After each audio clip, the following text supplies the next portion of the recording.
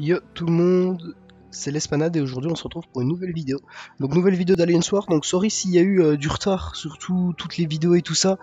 Mais je reviens de maladie, je suis encore un peu malade, une sorte de bronchite ou un truc du genre. Du coup c'est vraiment horrible à commenter, vous avez dû voir dans la War 2 quand je vous disais que j'arrêtais les commentaires pour tousser quoi. C'est pas ouf hein, très honnêtement.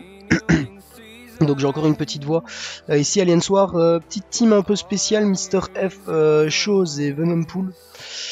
La team s'adaptait bien à mes passes, mais il y aura eu 2-3 erreurs. Franchement, ma pire war de très loin, vous verrez un peu sur la suite pourquoi est-ce que je dis que c'est ma pire war de très loin. Donc je suis en suicide en plus, je voulais garder mes suicides pour les arènes. Et c'était pas trop dérangeant de jouer en suicide cet Alien Soir, donc je les ai gardés. Ici Mister F vs Darkhawk, ça c'est vraiment easy comme petit combat, très honnêtement. Mister F est un super contre à Darkhawk, avec toutes ses évasions sur le SP1 de celui-ci. Donc je vais jouer tranquillement, faut juste attendre que sa protection parte quand on veut lancer un SP2. Sinon après il va le blocage auto, c'est un peu dommage. J'ai raté mon timing debuff d'ailleurs. Mes debuffs, j'ai lancé SP2 mais j'ai perdu une partie de mes debuffs. Mais c'est ainsi, ce n'est pas non plus trop dramatique, le combat va bientôt se finir. Ah oui, il a transfert Cinetics Darkhawk, j'avais totalement oublié. Ouais, et du coup il gagnait un peu plus de pouvoir que prévu, mais on peut quand même remarquer que ces SP1 m'ont fait vraiment très peu de dégâts en garde. Hein. Je joue Mister Fantastic, je vous avais fait une vidéo de présentation qui expliquait tout ça, et on peut voir qu'effectivement les SP1 de Darkhawk, je les prenais totalement en garde, j'essayais même pas de les dex, sachant que quand on est en Alien Soir, je vais avoir tendance à pas trop vouloir dex les SP, parce que si quand tu peux le prendre en garde tu prends pas trop de dégâts, alors vaut mieux pas risquer de le dex, parce que si tu rates ta dex, après ça peut très vite faire mal. Et l'objectif est de ne pas mourir. Donc ici je continue sur une sorcière suprême qui en plus a les suicides. Autant vous dire que le gameplay il vient de commencer et il est fini, hein, tout simplement. Je suis déjà inversé les régénérations, donc là elle bouffe tous les dégâts de ses suicides, plus l'inversion de ses... de volonté, donc on voit le combat n'a vraiment pas duré longtemps, donc ça a été plutôt une bonne explosion. Donc on continue. La chose, ça peut paraître bizarre de la prendre en Alien Soir, et pourtant je l'ai joué sur énormément de combats. Alors j'ai quand même été un peu déçu de la chose sur les combats, mais elle me les a quand même fait, donc c'est tout ce qui compte. Donc première chose, la chose contre Ebonymaw. Alors il faut savoir que la chose est immunisée à purge, et que Ebonymaw il a 3 missions, donc il en a une, faire manquer l'adversaire, une autre c'est purger un buff de l'adversaire, et la troisième, je ne sais plus. Donc voilà, désolé, j'ai été interrompu. Comme je disais, Ebony, il va avoir 3 options pour nous mettre des dégènes, qui est vraiment le truc chiant avec Ebony.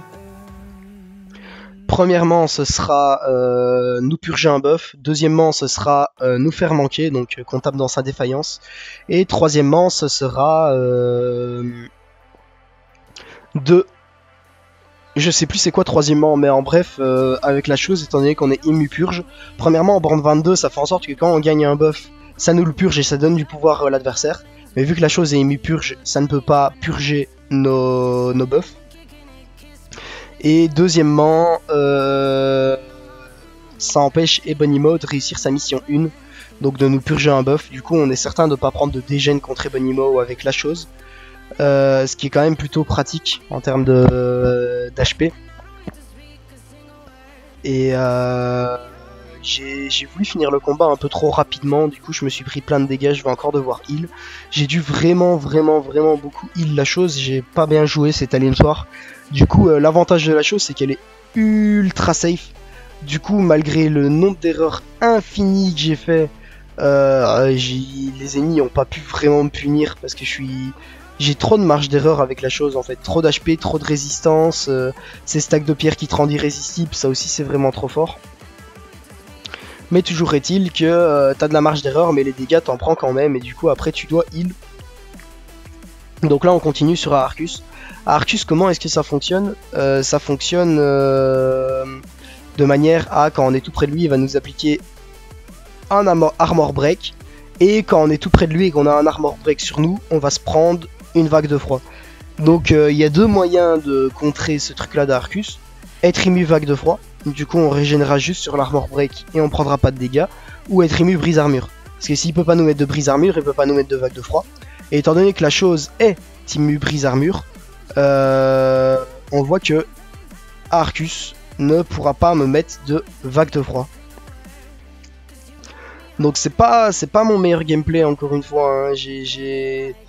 Comme dit, hein, j'ai vraiment mal joué cet Alien Soir. Donc au début du combat, déjà j'avais mis un indestructible pour si jamais il montait SP3 avec sa génération passive de pouvoir.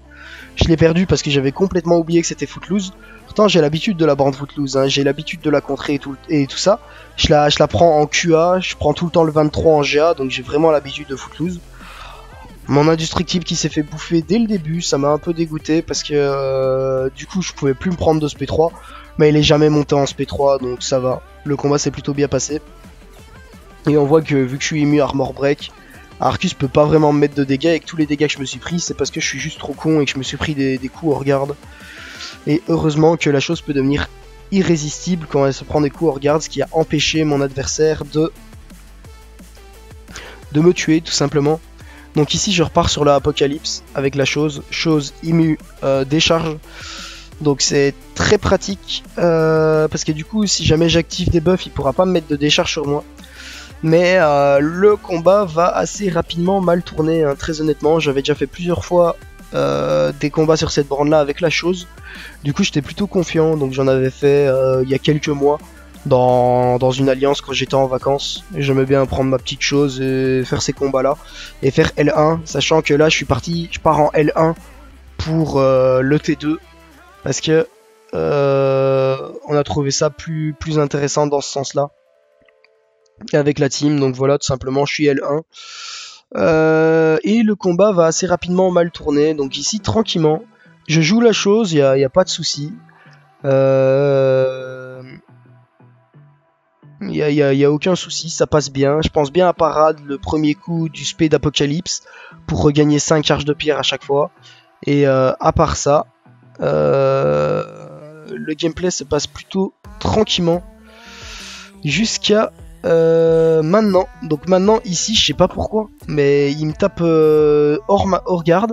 Enfin, il me touche pas avec son spé, il m'inflige un poison. Donc j'ai pas compris du tout pourquoi. Donc voilà le poison qui me pète un peu les dents. Et là il lance son SP2 et met une dégène. Et je comprends pas trop bien pourquoi. Parce qu'en fait quand je joue avec Guardian contre Apocalypse, vous avez vu plein de Guardian vs Apo boss, il me met jamais de poison, jamais de dégène avec son SP1. À part si comme une merde il me touche avec. Et là bah il met un SP1 le poison, un SP2 une dégène alors qu'il a que 2 charges. J'ai pas compris pourquoi est-ce qu'il a fait ça. Je me dis peut-être que c'est parce que Guardian est tech et qu'il peut pas faire ça sur les techs mais qu'il peut faire ça sur les autres. Enfin j'en sais honnêtement rien du tout parce que quand j'y vais avec Tigra, il met pas de poison, il met pas de dégène non plus. Donc pourquoi est-ce que ici sur ce combat-ci il m'a mis un poison et une dégène? Enfin voilà, Apocalypse, il y a quand même certains points que je comprends pas trop bien sur le champion à ce niveau-là. Un KO, j'ai laissé ma team le finir. Parce que vu ce qu'il m'avait mis, je me sentais pas confortable de terminer le combat. Et là j'envoie la chose sur Torche Humaine. Alors quel est l'avantage de la chose sur Torche Humaine? Enfin pas sur Torche Humaine mais sur la borne, on est L1, T2, deuxième borne, donc la borne coup. Donc coup en fait ça va nous purger un buff quand on en gagne. Et ça va donner de la régénération à l'adversaire. Mais l'avantage de la chose c'est que vu qu'elle est immu purge, ça désactive la borne coup. Parce que l'adversaire ne peut pas purger nos buffs. Et du coup ici en fait si on désactive la borne coup sur ce combat, ça devient juste un combat classique et tranquille. Donc là je fais juste un petit combat classique la chose contre Torche. On remarquera comme je vous ai dit j'ai vraiment mal joué toute cette Alien Soir, hein. C'est vraiment de ma faute. Mais du coup ça me coûte beaucoup d'items et également bah ici j'arrive pas à dex le spé de Torche. C'est un peu honteux, hein. C'est pas compliqué à dex le spé de Torche. Mais bon du coup je suis parti pour re-heal encore un peu la chose sur le Silver Server. Faut que je regarde on a combien d'items de heal. Ouais voilà j'en ai plus que 6 sur 15, maintenant 5 avec le heal que je viens de mettre sur la chose. Et je pense qu'on tombera même à 0 sur cette Alien Soir. Donc même principe ici, l'ennemi à la borne coup. La chose étant très bien du coup pour ce combat. Parce qu'il va avoir la borne coup, donc la chose va être immu purge, donc l'ennemi ne pourra pas purger nos buffs, donc ne pourra pas régène. il va avoir une borne qui fait en sorte que quand il a des armures renforcées, donc ici c'est Silver Surfer, sur un de ses modes du SP1 il aurait pu avoir des armures renforcées, ici il n'en a pas eu. Mais quel que soit le perso, s'il a des armures renforcées, il nous inflige saignement, mais la chose est Timus saignement. Et du coup il faut juste jouer avec la borne qui fait en sorte que on doive lancer des SP et adapter nos coups pour pouvoir gagner du pouvoir. À part ça, il n'y a aucune complexité dans ce gameplay. Donc on voit que ma chose va très très vite clear celui-ci. Enfin un gameplay que j'ai bien joué, j'aurais quand même perdu beaucoup d'HP dû au recul. Recul des suicides. Et voilà. Petit KO de Silver Surfer, la chose s'en étant très bien sortie. Et on va continuer. Donc là je vais lancer un combat contre Mojo. Donc j'active mes petites pré-fights de Mister Fantastic, étant donné que je vais diminuer son gain de pouvoir passif et son gain de pouvoir actif, de 40% le passif et de 22% l'actif. Tranquille, j'ai déjà joué plein de fois Mister Fantastic vs Mojo, donc ça va super bien se passer, je vais l'OS. Ah bah non, non, bah, vous avez bien vu, j'ai activé mes pré-fights et j'arrive dans le combat, il se passe quoi? Mes pré-fights ont disparu. Ah ok, d'accord. Ils sont où mes debuffs du SP2, frérot? Je veux dire, qu'est-ce qui se passe? Et bien après, le combat, il se passe quoi? Le Mojo, il a activé genre 5 missions là. Il a la 3ème mission. On est à 25 secondes de combat. C'est la 3ème mission qu'il active. Il se passe quoi? Genre, là, je me prends le SP2 hors garde parce que je suis tilt par tout ça. Mais il se passe quoi? Là, je lance mon SP2, ça réactive pas les debuffs. Vous avez bien vu, j'ai activé les debuffs. Donc, ouais, ok, d'accord, merci Kabam. Combat de 40 secondes, Mojo active 5 missions. Mais pré-fight ne pop pas. Bon, bah, better Ia win, hein, clairement, sur ce combat-ci. Hein, très honnêtement, merci Kabam. J'aurais pas pu m'en sortir parce que quand j'ai lancé mon SP2, bah, ça a quand même pas mis les debuffs. Donc voilà, bah, très heureux d'avoir fait ce gameplay, de m'être fait avoir par Kabam. Donc petit conseil quand vous activez des pré-fights, genre par exemple la Nova de Torche ou des trucs comme Mister Fantastic et tout ça dans un combat. Ici je les ai activés. Vous quittez le combat, enfin vous quittez le menu du combat, puis vous retournez dans le combat. Et quand vous faites comme ça, vous aurez beaucoup moins de chances que ça bug. Donc j'avais oublié de le faire la première fois, ici je le fais la 2ème fois, j'y retourne. Encore une fois, bah, j'ai déjà niqué plein de Mojo avec Mister Fantastic sur le petit compte, donc je suis vraiment confiant dans ce combat. Donc j'y retourne tranquillement.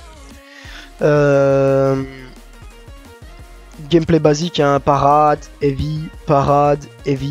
On joue chill, il n'y a pas de raison de se précipiter. Il a réussi une mission, c'est pas la mort. Là, bah, j'ai la Dex sur moi.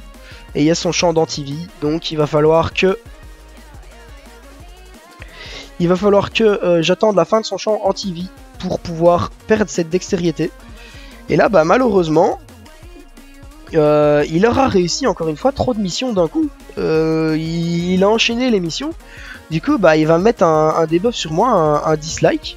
Et très rapidement, bah, je vais fondre. Et c'est vraiment dommage parce que maintenant que j'ai mis le SP2, l'ennemi est mort. Normalement, tu mets un SP2 de Mister Fantastic, t'as des espoirs 3 sur 3. En Alien Soir, l'ennemi est mort si c'est pas un robot. Il va se faire défoncer par sa propre volonté. Enfin, volonté, la maîtrise, hein, pas volonté, le mental. Et il est mort. Et bah là, il met le SP2, il me touche avec le SP2, je vais remourir. Je suis vraiment tilt. Je suis énervé là-dessus. Après le 2ème combat, on peut dire que c'est mon erreur. J'aurais dû mettre un boost start P1 pour avoir plus facile. Mais bon, du coup, 2 KO sur Mojo, 1 KO sur Apo. Ça fait 3 KO sur l'Alien Soir de ma part. Je suis dégoûté. Comme dit, j'ai vraiment mal joué cet Alien Soir. La plupart des combats, même les autres combats où j'ai pas fait de KO, je les ai mal joués. Ici, je vais jouer Venom Pool sur Penny Parker. Je vais même ce combat, je vais mal le jouer. J'ai enlevé les suicides parce que contre Penny Parker, ici je viens de voir après qu'elle avait pas l'éveil. Mais contre Penny Parker éveillée, faut surtout pas y aller en suicide parce qu'elle va avoir des moments où elle te met des sorts d'anti-heal qui peuvent faire vraiment assez vite très très mal. Donc il faut vraiment éviter les suicides contre Penny Parker. Donc Venom Pool qui est très honnêtement le meilleur contre à Penny Parker de très très loin. Donc pourquoi? Bah il y a 3 raisons. Déjà on a l'avantage de classe, c'est toujours ça de prix. Deuxièmement, au niveau du gameplay de Penny Parker, comment la battre?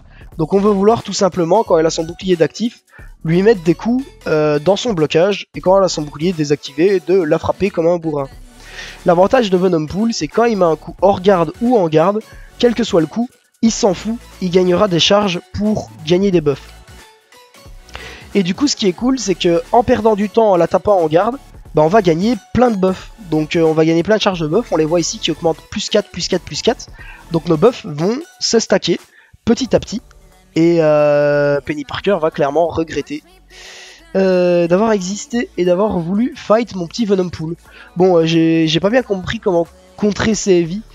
Donc je me prends beaucoup d'heavy de Penny dans ce combat, hein, vous pourrez le remarquer. Enfin, soit, là n'est pas la raison. Comme je vous ai dit, on gagne beaucoup de buffs. Bah, si vous avez regardé, j'ai déjà mes 6 buffs d'actifs et j'ai déjà gagné un buff de Fury grâce à tout ça. Donc là, mon Venompool, il est complètement stack, il est ready au combat. Je lance mon petit SP3, donc voilà, je monte en SP3. Et maintenant, c'est le moment où le vrai combat va réellement commencer. Donc les heavy, j'ai trouvé comment les contrer. En fait, il faut juste la laisser faire son heavy, puis contre-attaquer.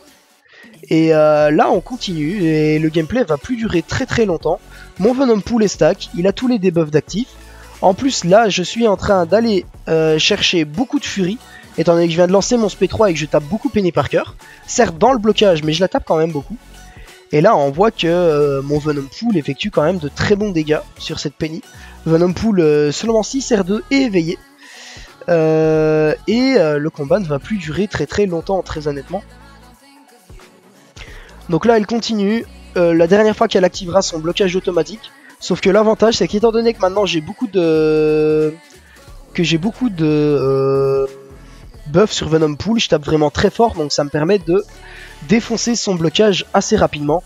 Donc voilà, ça va être la fin du combat et la fin de la vidéo en même temps. J'espère que cette vidéo vous a plu. On se retrouve bientôt pour une nouvelle vidéo d'Alliance War. Et bonne fin de journée à vous.